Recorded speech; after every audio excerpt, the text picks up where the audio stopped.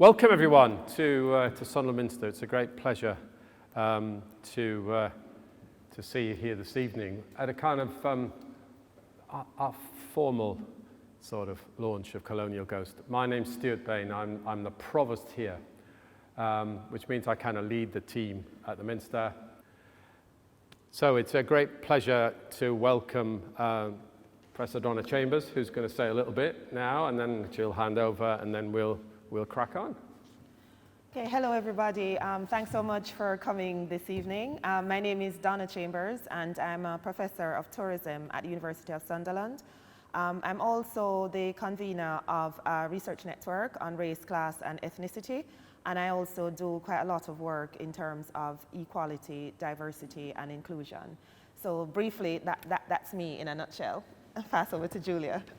Hi, I'm Julia Stevenson and my job is Head of Arts at National Glass Centre. And just start off by telling you a little bit about the wider project that this commission's come from.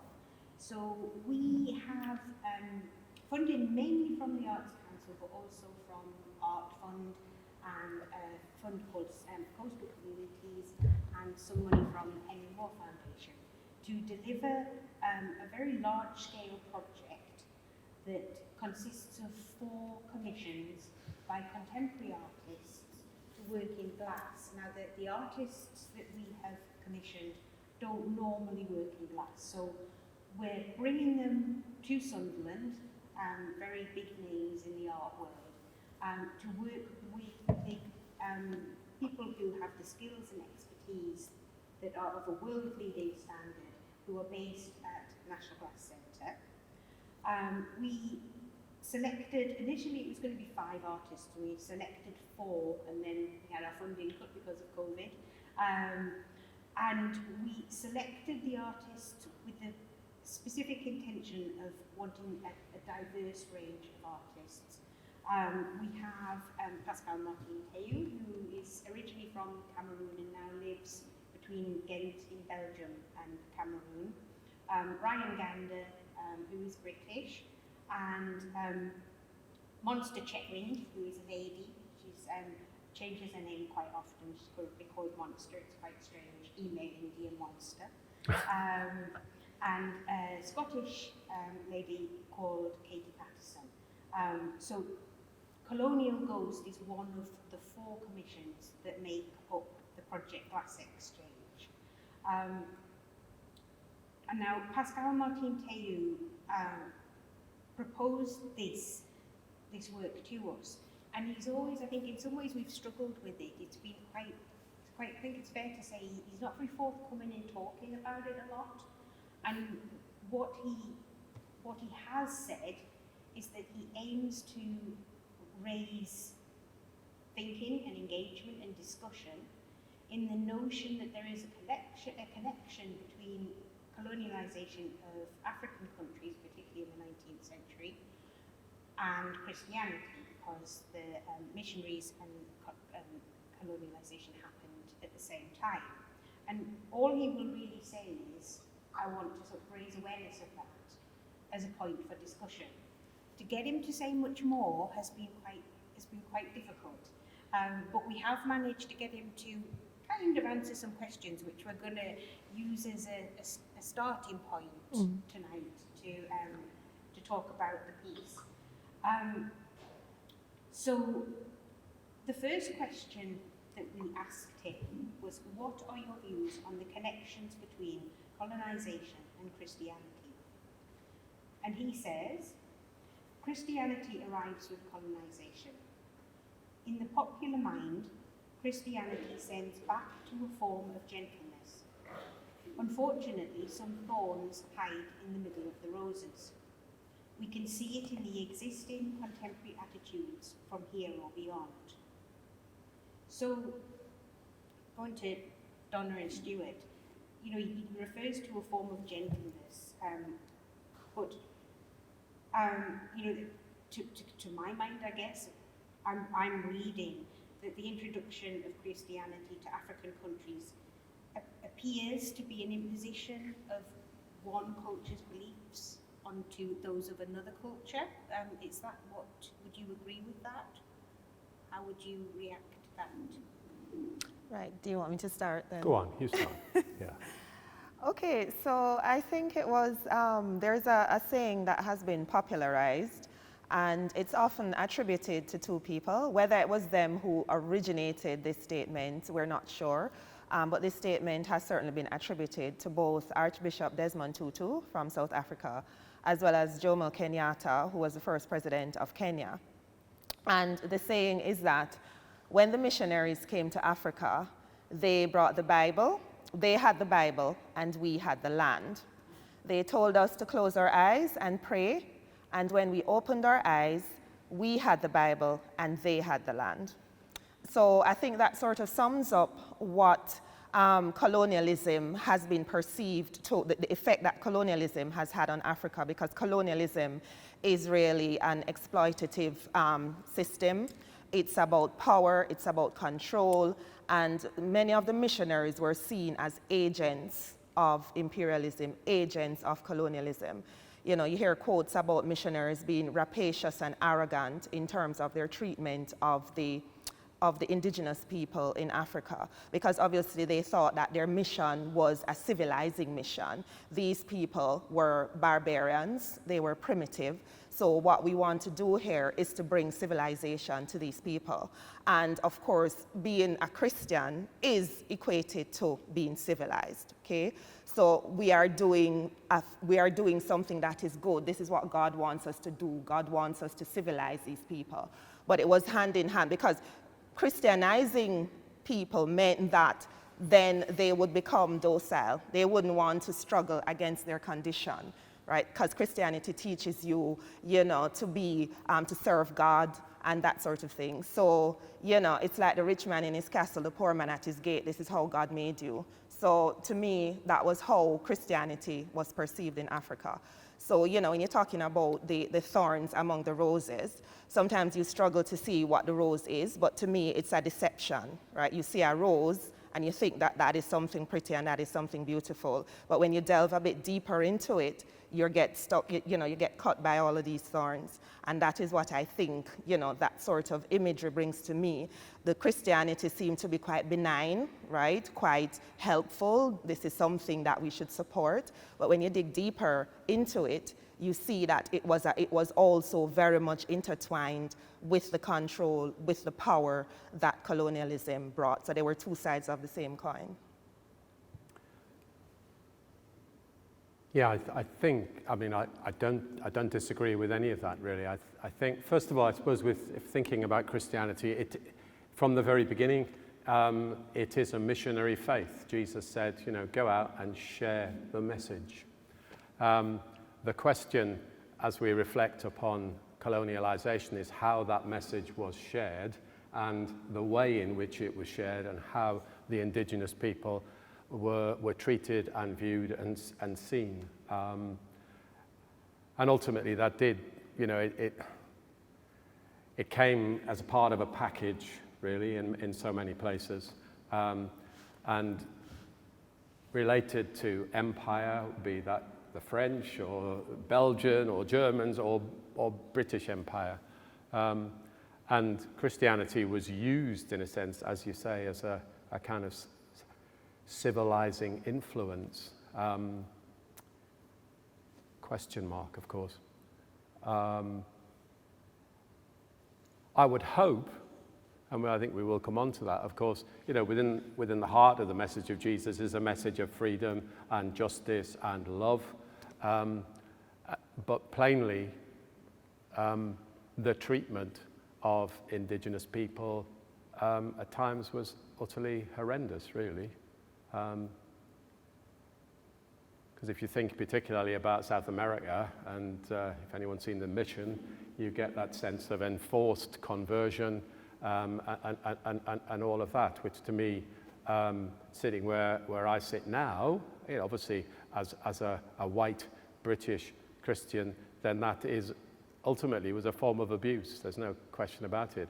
I think Jesus wanted that message to be shared, I believe, through invitation, you know, not through kind of forcing people to believe, through engagement, through the example of love. And patently, as we look back across that history, that wasn't always there. It was there with some. I think there are some shining examples, but the reality was it came as part of a package. And the issue, of course, I mean, in a sense, it's very similar to when the Israelites got to the Promised Land. You know, it wasn't empty. It was full of people and religions and whatever. And actually, some of the issues that, you know, we see in Israel today and relationships with Palestine are still going back to those very first, you know, that very first kind of settlement. So yeah, without question, you know, I would see Jesus as the rose, but it came surrounded for many people by thorns, and I wouldn't argue with that at all. I think can I just add something to that? I think it's really interesting because Christianity was seen as a civilizing mission, right? Because these people were barbarians, they were primitive and so on. So Christianity was supposed to make them more civilized, right? Now, when you look at Africa, if you look at the religions in most countries in Africa now, Christianity is very dominant in, you know, many countries in Africa now. Christianity, Islam is also there, and you also have the sort of traditional religions have been declining over the years. So when you look at Europe now, right, Christianity is declining, right? So, but then the narrative suddenly changes, right? The reason it is declining is because it's scientific progress.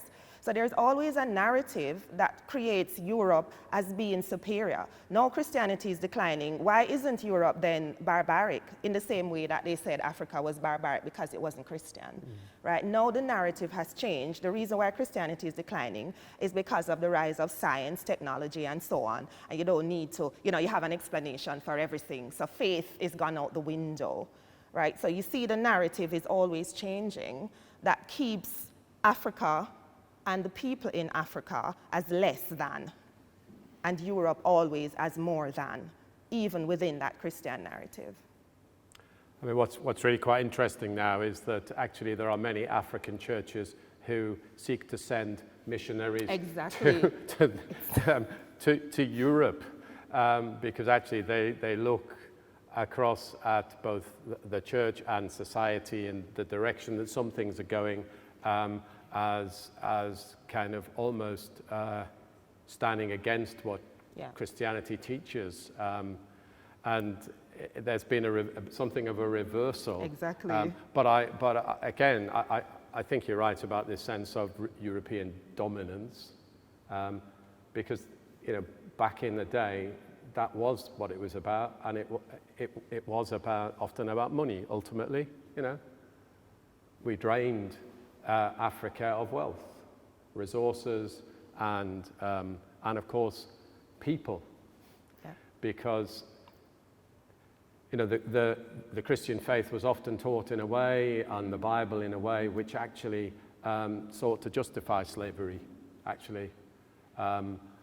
that was okay, you know, and that was until, you know, the sort of 1830s, really, wasn't it, when things. There was a movement in this country, but things were beginning to change. But the Bible is used in a particular way, often to oppress, actually, and to keep people down. And, you know, as a Christian looking at that, I find no pleasure, and I think we should, you know, there needs to be considerable repentance, actually, about what has happened. You're moving through my questions without me even asking. But, you know, just to sort of mop up this one particular point, you know, Pascale does say we see it in the contemporary attitudes from here or beyond, and Donna, you've kind of touched on that. Do you think that there's anything more to add about how the legacy of colonization is still impacting on our society? Yeah, I mean, I think most people know, particularly since that awful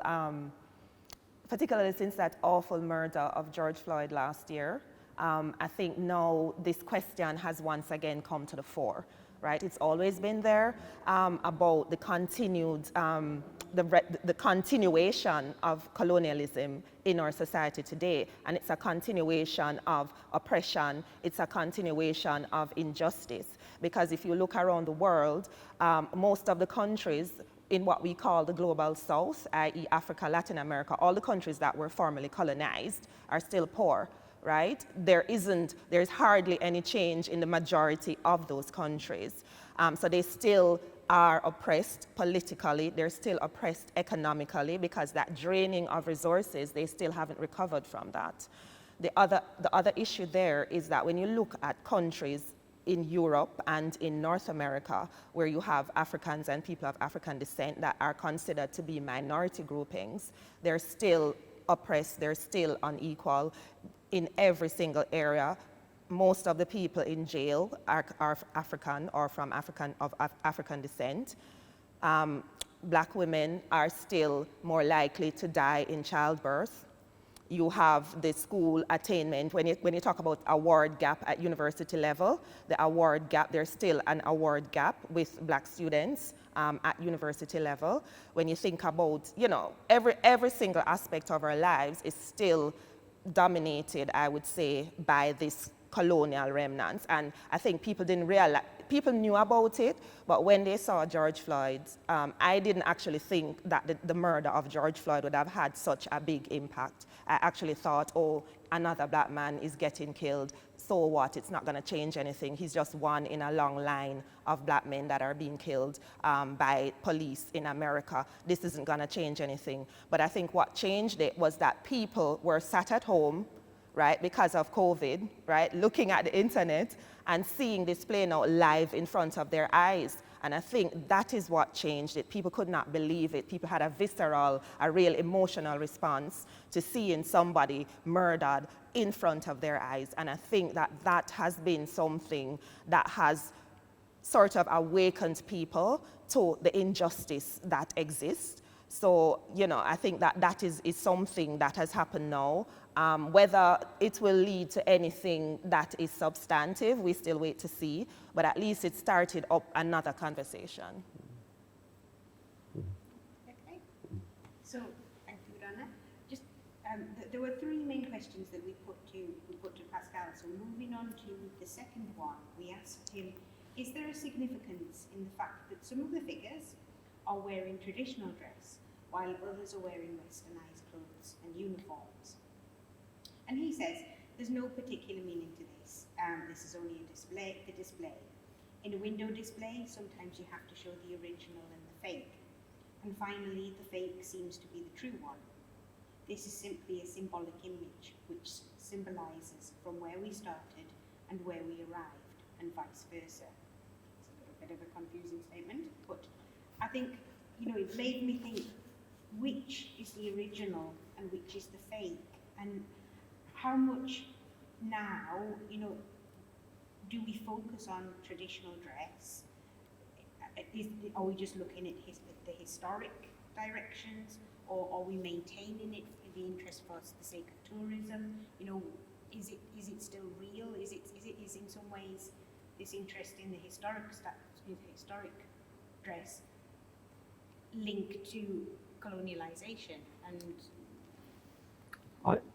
I'm not so sure that it is, actually. I think inevitably, and I can only speak from my own experience of working in southern Africa, in Lesotho, a little country completely surrounded by South Africa, where if you walk down the street, you will see people with their Nike t-shirts and their Adidas, whatever, next to someone wearing the traditional Basotho blanket and the pointy hat. You'll see them all over the place. It's a hybrid. And I also think, I think that some of that is about a celebration of identity, actually, but it's also seems quite natural as well, because inevitably, Africa is affected by marketing and everything, just like everybody else, by social media, whatever, and what people see they want to do.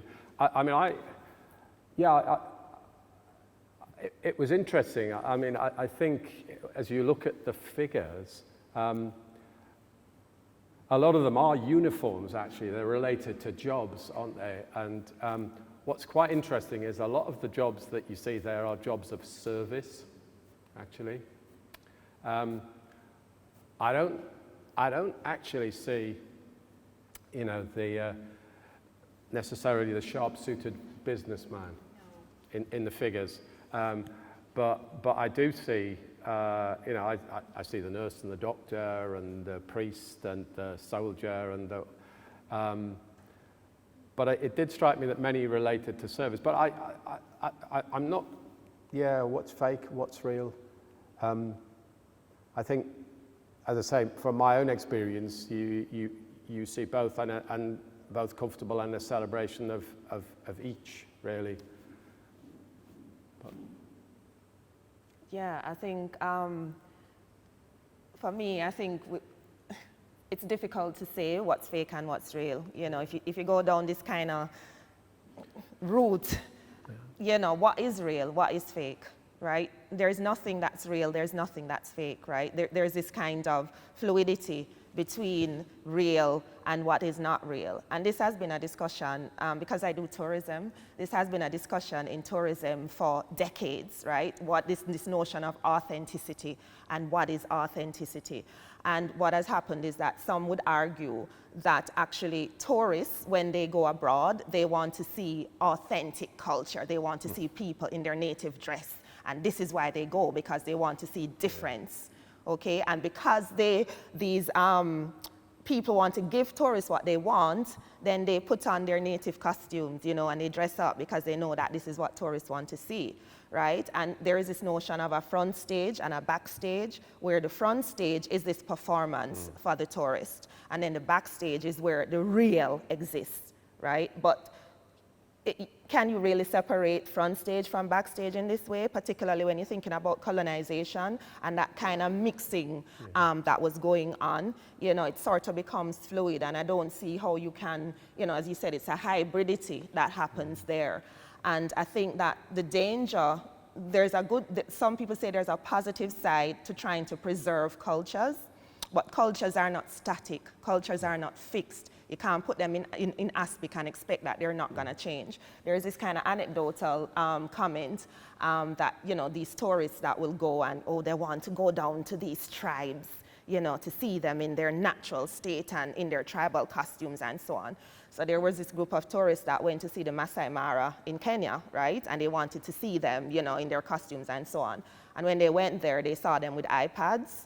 And, you know, and they were so angry. Like, we didn't pay our money to come and see them in this modern way. Why are they not in this kind of native, you know, this is not what we paid for. We want to see them in their native state. I mean, really? So, you know, this is a sort of thing where, you know, this notion of authenticity, what is authenticity? And what is it that you want to see there? You know, especially, there's no culture that is untouched. I don't think there is any in the world anymore that is totally untouched by other cultures.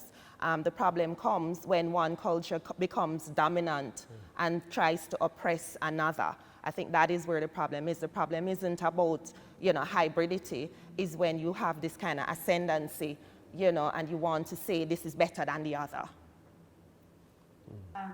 Because Pascale has asked us to make more women than he supplied us in the original crosses, and as well as looking at, you know, areas of culture, he's also very, very interested in gender balance, and he has put the E on the end of Pascale and the E on the end of Marthine, which feminizes his name, and he aims to go for a kind of a gender neutrality as well in the way that he presents himself. So I think that's kind of quite interesting that he brings in that gender issue as well. But I don't want to go too far to the side on that one. So the third and final question really is the nails. And we asked him what the significance of the nails was, and I think in some ways we kind of felt like we knew the answer, but we wanted to check with him. And he said, I remembered the nails in the African sculptures, in which sometimes the nails are used as a form of justice.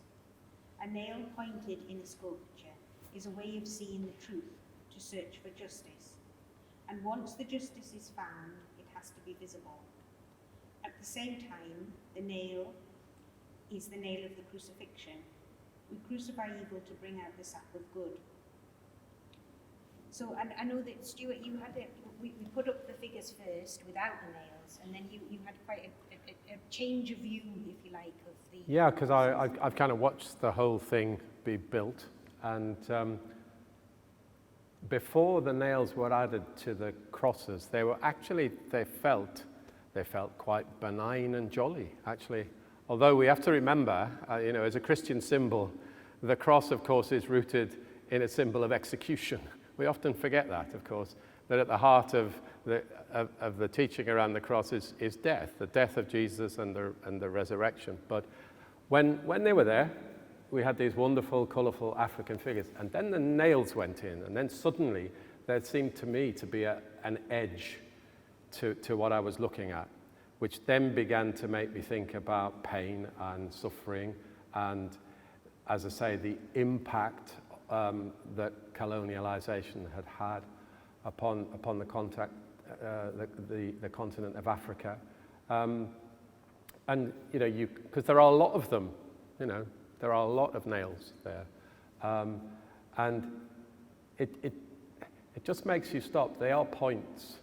And I quite like his notion around, the nails of justice, actually, because, of course, I do believe that, at the heart of the Christian faith is the justice of God. And without question, I think that Christians, alongside other people of goodwill in Africa, there have been those who have stood up for justice. One thinks that, well, we've already heard Desmond Tutu in apartheid in South Africa. Often people on the front line were those being driven by their faith to defend and stand with those who were oppressed. I like his sense, and I'm trying to think quite exactly what he means, that once justice is found, it has to be visible, and these are visible signs of justice. And I suppose it is the question there about we can talk about justice, but we have to see it in people's lives, conditions, how they live, as you say, within lifting people out of poverty and seeking a fairer world. So they are, to me, they do speak about suffering, they do speak about pain, and they do take us actually to a reflection on what the cross is about, really. Because it's interesting that he chose to do this with the major symbol of Christianity. The cross is the symbol. You look around this building; it's full of crosses. But of course, it's a sign to me of both the love and the justice and the mercy of God. But you can't have that without the pain. Yeah. I mean, I was trying to sort of read up on some more about African art, and I think in the Congo they have these this art where I think it's called Nknongsamba, that they put a lot of nails into the sculptures, and you'll see a lot of nails in them. And what I read was that you have these statues that are kind of like spirits, that they can do things for you, right? So they can, if you have a problem, they can solve the problem. If you have an enemy, they can get justice for you from the enemy. And the point about putting the nails in these statues was that you were prompting the spirit to say, come on, go and do something. I want you to fix this thing for me.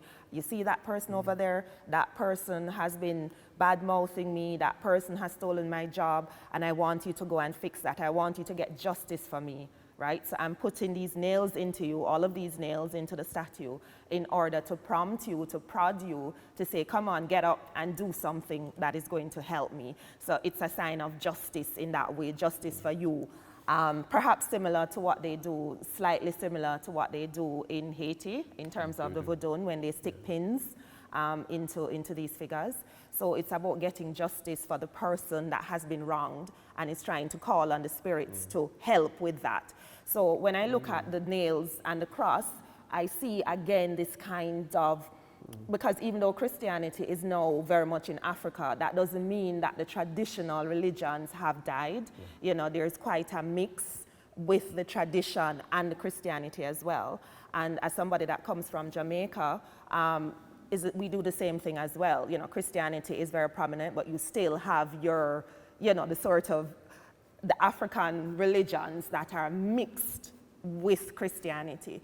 So there's a sort of unique element to the Christianity there, because you still would want to have the dolls with the sticking in the pin and so on, but you still go to church and you take the cross and you pray, right? So there isn't any conflict there. There seems to be this quite a sort of mixture that coexists pretty happily. So that's when I see the cross as a Christianity, and I see the nails as the African part coming in there. So, you know, that is the mix that I'm seeing there. And it's all about, as you say, getting justice for you know, yeah. I think it's, you know, when he struck me that, you know, he says that the pointed nails where you're seeking truth to search for justice. And we're sitting here talking about this now, and, you know, so for all, he is very reluctant to say very much about his work. It's done enough to stimulate this evening. You know? I think his phrase, "We crucify evil to bring out the sap of good," is actually, that's a very powerful phrase, isn't it? Actually, there, that we are trying, in a sense, to draw out, you know, that inherent goodness within humanity that often has to come out of some phenomenally difficult situations, painful situations.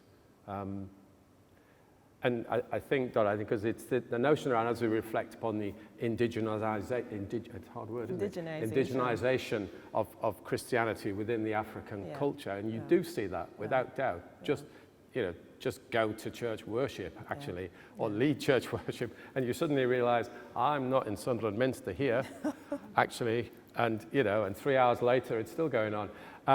But, you know, you get that sense, there is without question a difference. There is an overlay, which is being driven by culture and belief. There's no doubt about that. So just a couple of other points, and one that I just kind of genuinely want to put out there. Pascale came to see us. He worked with Jim for Jim's master for an afternoon, was perfectly happy with Jim's ability. He said, yeah, Jim's going to be able to make my work, I'm really happy with that. Sent us these wooden sculptures and said, Jim, you interpret them, you kind of copy them in a way, change them round. He wanted more glass figures, then he gave us wooden sculptures, so he said, you know, you make your changes, you put your creativity into it as an artist as well. And as you can see from the slides, we have two white men who neither are from Sunderland, but both living and working in Sunderland. And they have had a genuine nervousness about making these changes. And you know, in some ways, maybe this is a sign, the fact that they are nervous is a sign of an improved appreciation and respect. And you know, I honestly don't know, was Pascale right to give them that level of freedom? Is that a difficult thing? You know, is that kind of creating a risk that we might misinterpret and get things wrong? Yeah, again, I don't think it's about right or wrong here. Because I think for art is so open to interpretation, right? And I think, I mean, I haven't spoken to Pascale in person, but I would think that he wants his art to have different interpretations. He doesn't want it to have this kind of fixed meaning. And because he sees himself as this, you know, sort of global citizen, he loves to travel, he loves to experience different things. And I think he wants his work also to be interpreted in different ways. I don't see that as a right or wrong. I see him as not wanting to have this kind of necessarily fixity, because obviously he has his idea about, you know, the colonial ghost and so on, but he's also working with the Europeans who were the colonizers, what is their take on this? You know, how would they interpret this piece of work? So I think he probably did that deliberately to see how different interpretations would come out in the pieces, right? Because again, as I said, there's a colonial aspect to that, you know, we're all, you know, Europeans working on the thing, how will they interpret this piece? So yeah, I don't think there's a right or wrong. I think he did that in order to see what would come out at the end, yeah. Yeah, I'm sure that's true. I think that he had to give that freedom, didn't he, really? Partly because they, you know, moving from wood to glass, I don't know much about it, but that's two very different mediums, isn't it? And glass is not a very benign medium to work with, I suspect, when it's red hot. So inevitably, that was going to change and shift. And I know saying actually you couldn't make the figures as thin as the original figures because technically that's just too, you know, that's hard to do. So I think, you know, this piece it's kind of on a journey, isn't it? And the journey now is how people then respond, look, react. Because people, when they come into their church, they are asking questions. Hey, what's it all about? And what's that? So what he's given us something to move us along this journey of thinking about these really, really important issues, particularly from a Western from a Western perspective, actually, a white Western perspective, Western Christian perspective. Again, one of the things I think that I've learned over the years of going out to Lesotho, when I first went and I was working in schools, I looked at everything through my Western eyes. There's no doubt about it. And I thought, oh, you should be doing X, Y, and Z. But then as time and going back and back, then you began, suddenly I just had to check myself actually and say, no. I've got to listen more, and I've got to look more, and I've got to seek to understand context more. And I think, in a sense, he's given the artists a chance to see it through their eyes. It's really interesting. Yeah. Thank you for that. Just to kind of wrap things up, you know, we would hope that colonization, as it was in terms of the British Empire, is a thing of the past. What have we learned from it in Western Europe, and how are we moving forward globally? Gosh. How have we learned? I'm not so sure it is a thing of the past, actually. I think it might be slightly different. The biggest powers in Africa at the time? China. Who were doing most of the major infrastructure projects, whatever? China. And that's interesting. So why are they doing that? Because quite a lot of this is around power and influence. But you go and so we have to look at where's the money coming from? So it's a different kind of things, but it's still ultimately around power and influence, I believe, often about access to resource. You know, what you can dig out of the ground. So I think it has changed, but I'm not sure it's completely stopped. Yeah, I mean, I think that's harking back to what I was saying before. I think, you know, there's just a continuation. I think that what has happened particularly, and I go back particularly since this pandemic, and I'm talking about from a British context, I think people are more willing to listen more to what people are actually saying about the problems that they're having. When you look in organizations, certainly in universities, in workplaces and so on, I think people are now thinking, oh, we need to listen to our staff that have been minoritized. So there's more listening going on.